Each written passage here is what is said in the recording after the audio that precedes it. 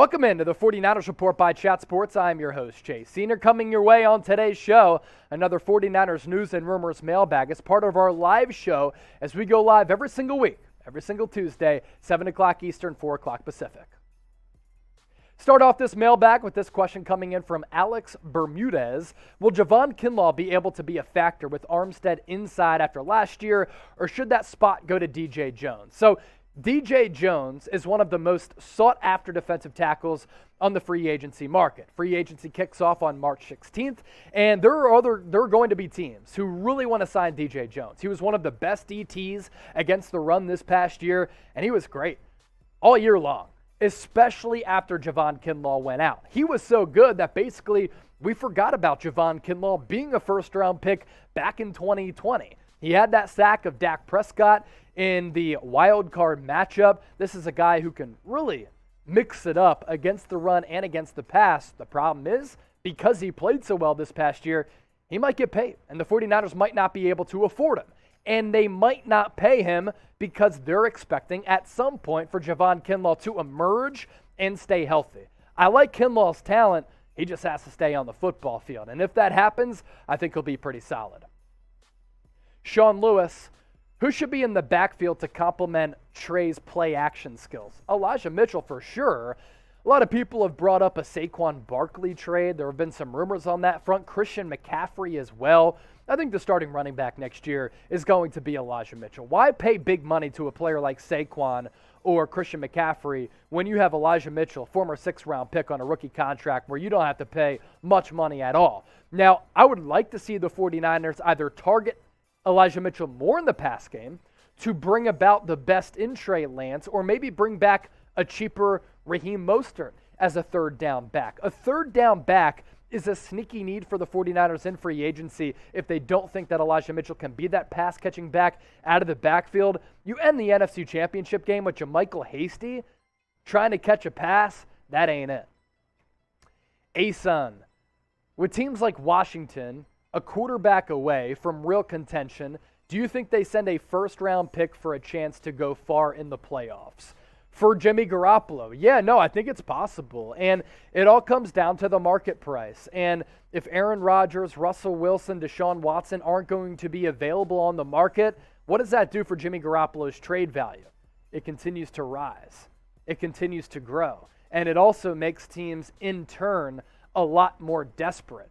The Pittsburgh Steelers coming out this week, their general manager, Kevin Colbert, who's about to step aside and retire, saying we're going to move forward with Mason Rudolph. Yeah, no, I'm not buying into that. They need a quarterback. The Indianapolis Colts need a quarterback. The Washington Commanders need a quarterback. And Jimmy Garoppolo is one of the best available quarterbacks out there when you look at the free agent pool, the trade market, depending on what happens with the Stars, as well as the draft selections as well. So I think a team is going to get desperate. First-round pick desperate, I more so tend to lean second round for Jimmy G.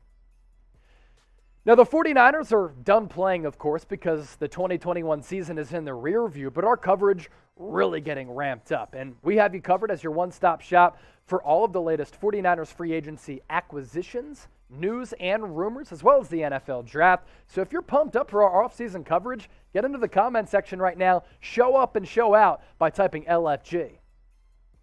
SLC MTB, what are the chances Trey Lance takes us to the Super Bowl?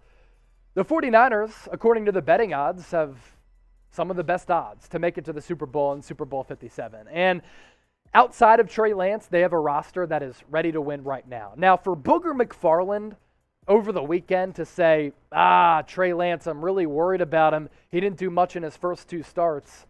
He just didn't watch the games, man. I mean, from the first start against Arizona to the second start against Houston, even when he came in relief duty against Seattle, I saw growth each time. The guy has a bazooka for an arm. He's a really good athlete. The way that he can spin it really is marvelous. He does things throwing-wise that Josh Allen and Patrick Mahomes can do. Can he play? Nobody knows. But some of the practice clips we saw from Javier Vega goes to show you this guy has stupid talent. So I think because the roster is well-rounded, deep, has premier players, and they're well-coached offensively and defensively, yeah, I think the 49ers can make it to Super Bowl 57.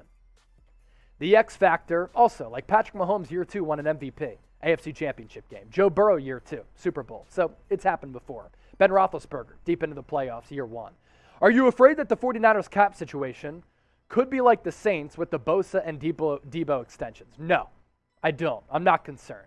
The Saints have been awful and financially irresponsible with their cap situation. They've had to pay penalties because of it. The 49ers have been smart with their money.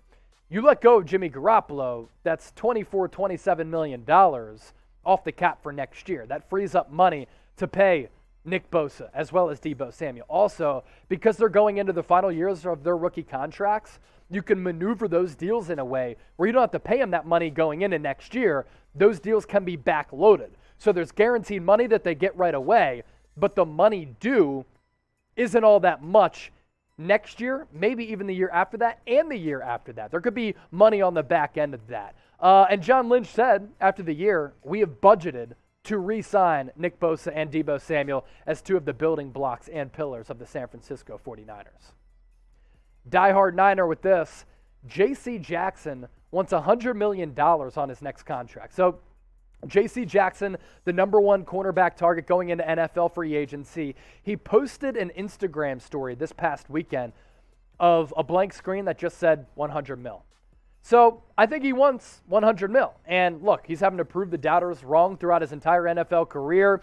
He wasn't looked at as a top prospect coming out of college. And this past year, he was great. I think there will be a team, cornerback starved, who will pay him that money. I don't think it's going to be San Francisco. Now, a lot of people might have J.C. Jackson as their favorite NFL free agent target. Who is your favorite NFL free agent target? Let me know in the comment section right now. It can be for the 49ers. It can be for a different team out there. Just give me a name or names in the comment section right now. And while you're at it, make sure you subscribe to our main Chat Sports YouTube channel. I am employed by Chat Sports, not the 49ers Report. And here at Chat Sports, under our umbrella, we have about 30 team channels. We're killing the game at our main channel. It's really blowing up. 280,000 subs. So if you want to stay on top of NFL free agency, NFL draft coverage with news, rumors, scouting profiles, and much more, go to youtube.com/chatsportstv and support the place that makes the 49ers Report possible. Justin, would Marcus Mariota make sense as a backup? He would. He really would. He'd give an athletic element to this 49ers offense. And look, Kyle Shanahan has never had athletic quarterbacks under his reign in San Francisco as a head coach. Jimmy Garoppolo ain't an athlete, nor is C.J. Beathard or Nick Mullins.